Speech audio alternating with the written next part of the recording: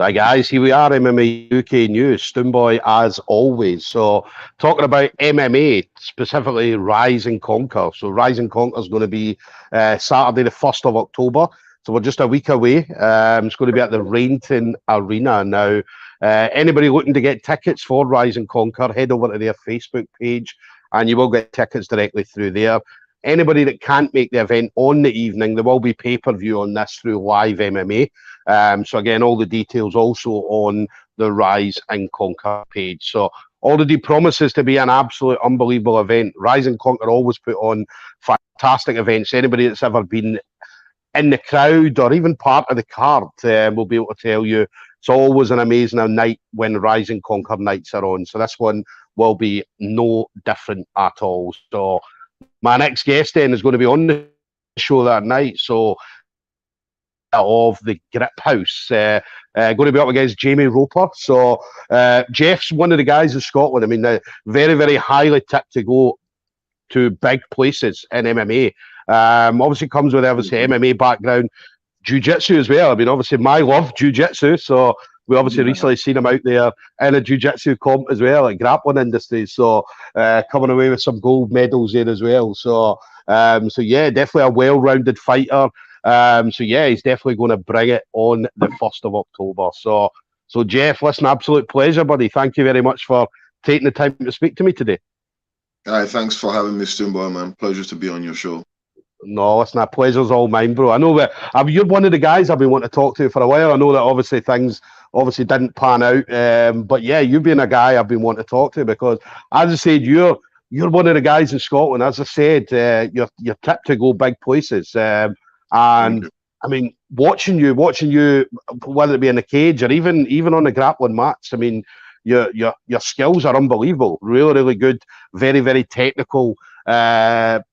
Technical fighter, great grappler. I mean, I loved your grappling at Grappling Industries. I got to see some of your matchups, and do you know what I mean? And you looked very, very comfortable. As I said, all the way to the gold medals. So, I mean, how's everything going with you, training wise? I mean, obviously, Griphouse, we know. Obviously, you guys are solid. So, how's everything going with you guys? Yeah, training's been going well, mate. Like usual, hard rounds, hard training partners. Got like a nice mix of bodies in the grip now. Jamie Roper, obviously a very well-rounded fighter himself. Good striking, very underrated grappling as well. Good grappling. Like the guy's like he's good. He's solid everywhere. You know what I mean? Like he's a dangerous guy. So I've been getting a lot of rounds in with like some good Thai guys. As you know yourself, the Jits has a very strong MMA team. You know yourself, people like Nate, Kami's there, obviously Shay.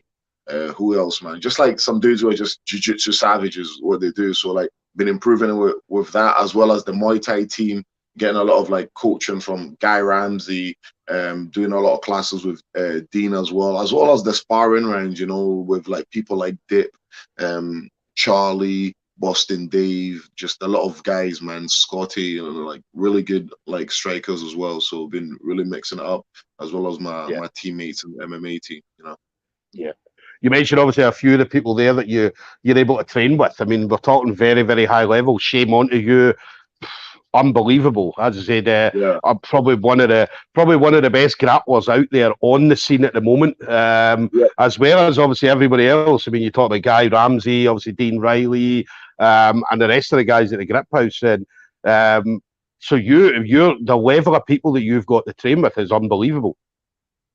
Yeah, for sure, man. And you learn a lot because training with them doesn't mean that you're winning, you know. So like you're getting smashed, but the main thing is you're learning how they are setting things up. You know, like people like Nathaniel was like really slow, controlled grappling, really technical, strong pressure. So when you get used to that, after a while, being like with people like Nate and Shay and Dean and the rest of the boys on the mat, even like Gaz himself, big Gary Christie, you just learn to just be like calm and implement your game plan. You know what I mean? So it's good. It's good on that level, getting that level of pressure. Likewise with the Muay Thai guys, they're like big body shots, big hands, strong power. You learn to just breathe and relax under that and still implement your game plan, you know?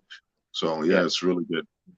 Yeah, that's the one thing about it. I'd say you mentioned about being patient and stuff like that. I mean, you have to do that with the level of guys that you've got because I'd say you said about them smashing you, but then you just need to learn to be patient, pick your moments, and just do your thing. And I'd say that it's working for you. I mean, it's working for you to a very, very high level.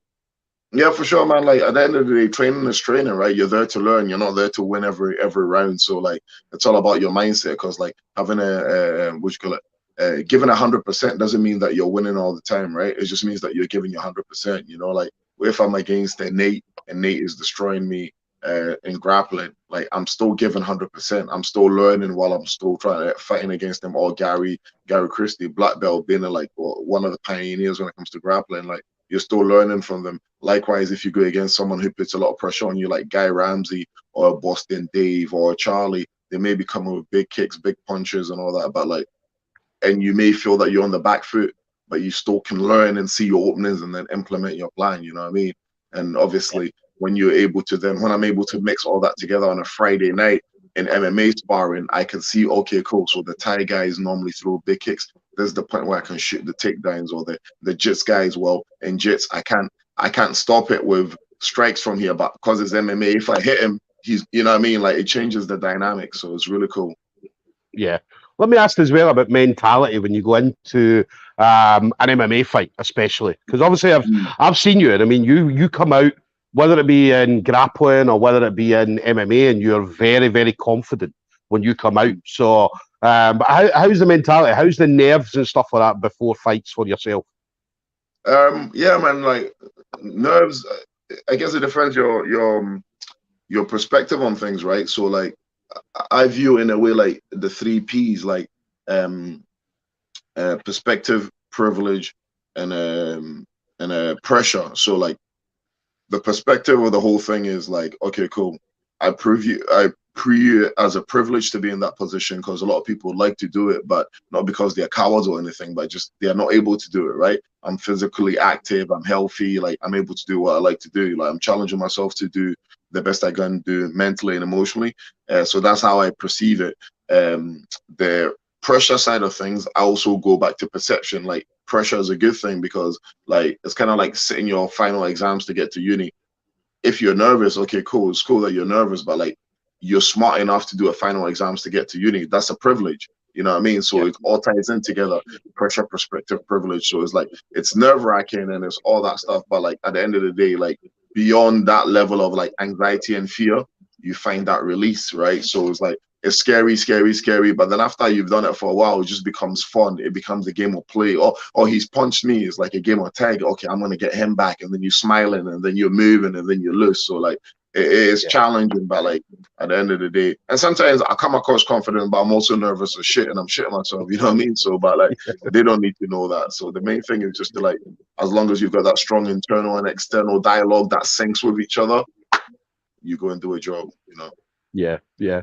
Let me ask as well, Grappling Industries. Obviously, recently Grappling Industries had an awesome performances there as well. So coming away with gold. So how was that for you? Obviously, getting in about the grappling scene again and just enjoying grappling. Well, not, when I say again, I mean you've always been around grappling. So, but how was it stepping out in Grappling Industries? Yeah, grappling industries was really good, man. Like, it was just, I was annoyed because obviously this sounds a little bit not even like cocky, of course, far from it, but like I was annoyed because shout out to Fridge MMA, one of my main training partners. Like the guy is always helps me out, like literally from work, comes to the gym, holds pads, drills, all that stuff. Shout out to Fridge, but like I got a message from Grappling Industries, sorry, Smooth Comp, saying that my match is on at like 10. So Yeah, I was chilling, I was sleeping. And then when I got up getting ready to go, Fridge hits me up like, oh, by the way, they're doing the absolutes first. And I'm like, what? I even checked the Smith comment. I was like, what the hell, man? So I ended up missing out on 3 goals. Once again, I'm not trying to say it to be like cocky or anything, but my aim was to yeah, catch 3 goals. And then because of that, I was not able to enter the absolute division. So from there, I just did the what you call it, the gi and no gi, and I took the 2 goals there. But I was really like annoyed at myself. I was driving like, well, not like a madman, far from it, but I was like trying my best to get there in time to compete, but I'd missed it by the time I was. And yeah, grappling industries is cool, and it's funny how things have turned out now because I'm fundamentally known as a striker, but now all of a sudden I'm this grappler. So like, hey, it's MMA. You need to be able to do everything, right? So I appreciate the Yeah, compliments when people say yeah, that. yeah. But everybody knows you because the people that see you, they see your striking, they see your kicks, your punches, and I mean your work rate, and then obviously like, the other people as well will see that. Yeah,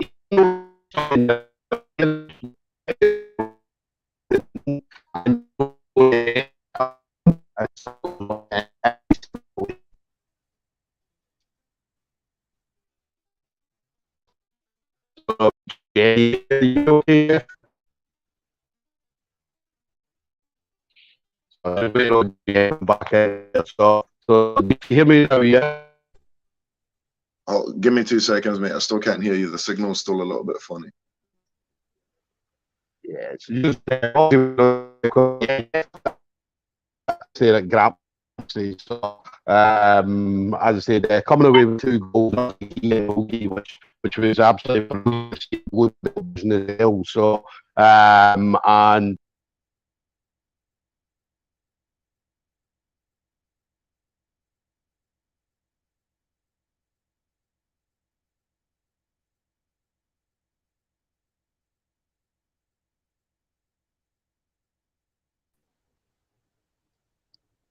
there we go, Hello? Jeff. You hear me? Okay. Yeah, man. The last few minutes there was just like really like electro. You know what I mean? Like it was just weird pictures.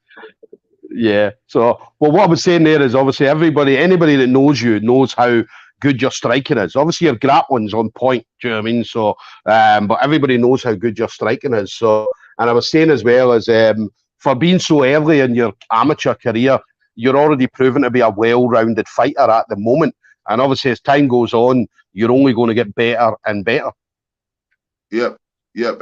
Yeah, definitely, man. I feel like that's a lot thanks to like my coaches at the Grip Ice and that, and exposing myself to different styles. I make it a point to try and travel if I can, because I'm busy with work, to different MMA gyms around Scotland. So you've got like guys at the Hit Squad who are really nice and welcoming to me. So massive thank you to those guys whenever I've been up there. Same with James's guys at higher level. So sorry, Brian's guys at Hit Squad and James's guys at higher level, just like welcoming, and they let you in and they beat you up, so you can get better. So it's one of those ones like I just make it a point to just, to me, like I like to see as many different variations and styles as possible, so that when you do come up against that style, it's not that you're necessarily changing. You need to make sure that your style that you choose to have, or your baseline, can adapt across the board to all these different styles. So yeah, that makes a massive difference. So that makes it easier. Yeah. So, what about Rise and Conquer then? So how did you find out you were going to be on the card on the 1st of October? It was, I think it was Dean who had hit me up about it. Yeah, he just WhatsApped me and just said, "Oh, you want to do a fight?" But before that, they had made it official. So I had like people, "Oh yeah, I see you're fighting on Rise and Conquer." And I never knew, but it's only because I've only got one social media outlet. I've got like Instagram. That's it, So Yeah. I think they put on Facebook first, and I'm not on Facebook like that. So like, and then Dean messaged me. I was like, "Yeah, sure, why not?" So yeah, like, that's how I found out, and like looking forward to it, man. It'll be a good demonstration of my skills. Yeah, that's the one thing. I mean, you'll step in against. You know what I mean? Whenever Dean says, "Jeff, I've got you a fight," you'll step in regardless. So, Yeah, which is the brilliant thing. You're always ready. Do you know what I mean? You're never not out of shape. I mean, you're in phenomenal shape. I mean, anybody that's got Jeff on Instagram or has even met him in person, they'll be able to see Jeff is in phenomenal shape. Probably one of the best shapes out of a majority of MMA fighters out there. So how do you, how do you, I want you to how do you, I want you to write my Tinder bio, man. so, but obviously, I mean, as I say, you're in shape, but that just shows, I mean, the hard work and dedication that you put in. Because for you, it's not a hobby, right? This is not Yeah, something that you're doing because you know yourself. There's guys that will come into the gym that are hobbyists. They'll only come in and, do you know what I mean? And fair play to them because these guys obviously help. Obviously, you get better. They help me get yeah, better, they and so do. on. Yeah. Yeah, yeah, Um, but obviously for you, as I say, this is your life. So and as I say, you put in hard work. In a lot of cases, you put in a lot more hard work than a lot of people do. yeah. One of the boys was telling me, which I don't think is a negative thing.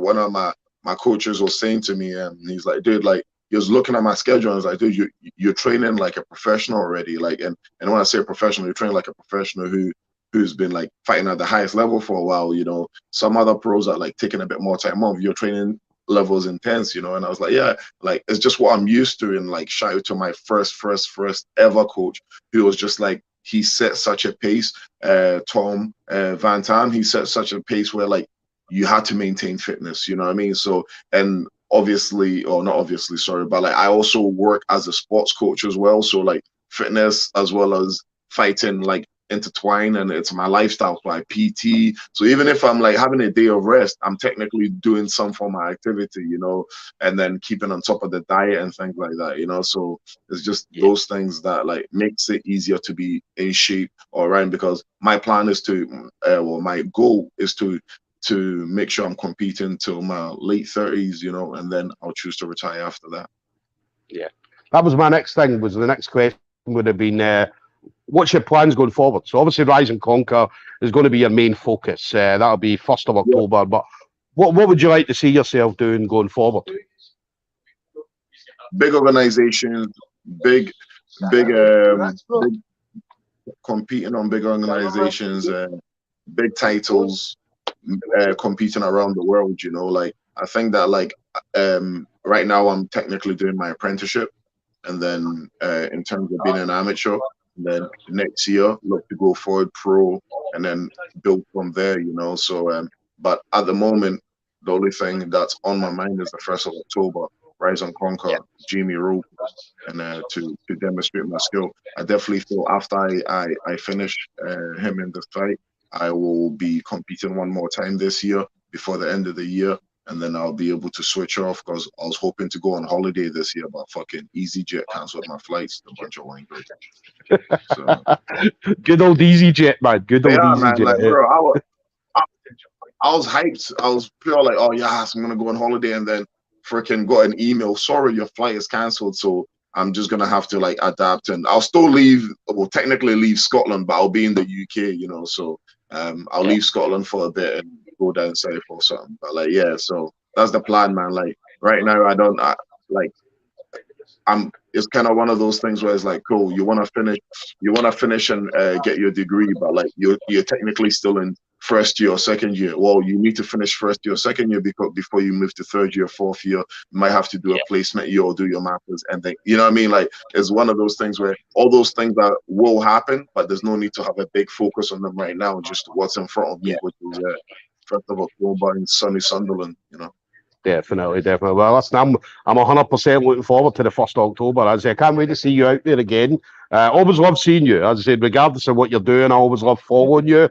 And I'm excited to see what the future holds because, as I said, for me, do you know what I mean? There's a lot of great amateurs in Scotland, as you know, at the moment. So, Yeah. I mean, the amateur MMA scene is probably at the highest level in Scotland than it's ever been. Yeah. And as you're 100%. definitely one of the guys, you're one of the guys that's up there amongst the top. Thank you. So you're definitely one guy I'm looking forward to seeing what the future holds. As I said, it's going to be a bright future for you, Mm. definitely. So, and then final thing for you then, Jeff. So obviously been in the game for a bit. Trained with some amazing people. I mean, you've already mentioned some of the training partners and coaches that you have. I'd say some unbelievable people. But anybody you want to shout out to, so friends, family members, teammates, anything like that. The usual, man. Friends, you already know who you are. Who helped me out. Sponsors as well. Anyone looking to give me or get on board with the sponsorship, Jeff Ackah MMA on Instagram. Let me know. We can sort something out.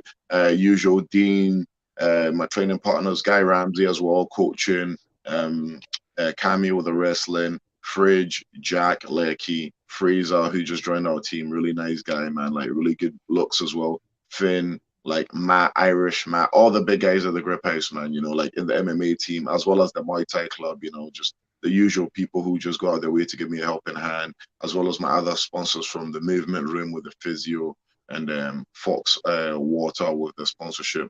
You know, so loads of thank yous and loads of blessings to all those guys who take their time to give me a hand. I appreciate it. And then my boy Jazz as well, who makes life very easy. He'll come and help me cut weight, so that'll be quite easy. And he'll also drive down the day before with me to Sunderland. You know, the guy is really good at keeping you like motivated and like just like single-minded in your goal that you're gonna achieve. You know, so massive shout out to Jazz as well. Yeah, that's the thing as well. I mean, a lot of people outside, because obviously like spectators and fans and stuff like that, all they see is the fighter going out there and putting on the fight. But what they don't think about is who's behind that fighter. As you mentioned, you've got your boy driving you down the day before, you've got people helping you with nutrition, and everybody else. And it's a massive team of people. It's not just the fighter themselves, it's a massive team of people. Yep. It's you individually in there, but like it is a team sport. You know what I mean? It is very much a team sport, and I'm grateful for the guys who helped me and make it easier when it comes to this. You know, and like I said, 1st of October, like their work will be, my work will be shown, and that will be my way of saying thank you to them. You know, so like when I dominate and I stop Jimmy Roper, that will be my way of saying thank you to them.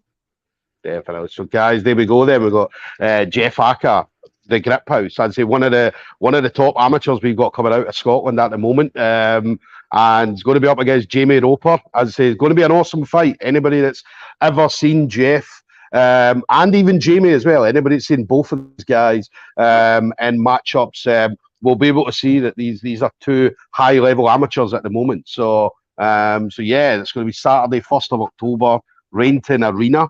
Rise and Conquer tickets, get them on the Facebook page. So the Rise and Conquer Facebook page, and anybody looking for pay-per-view, it's on. Yeah, it's on live MMA for the pay-per-view. So £10.99. So make sure you do not miss this. But Jeff, listen, absolute pleasure, brother. Thank you very much for obviously taking the time to speak to me today. No problem, Stoomboy. I'll probably see you tomorrow because I'm doing the Scottish Open, so I might catch you if you're about.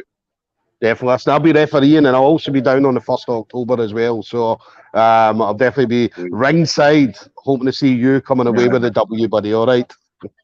Thank you very much, man. Have a good day. Thanks for having me, bro. You too, brother. Take it easy. Ta-da.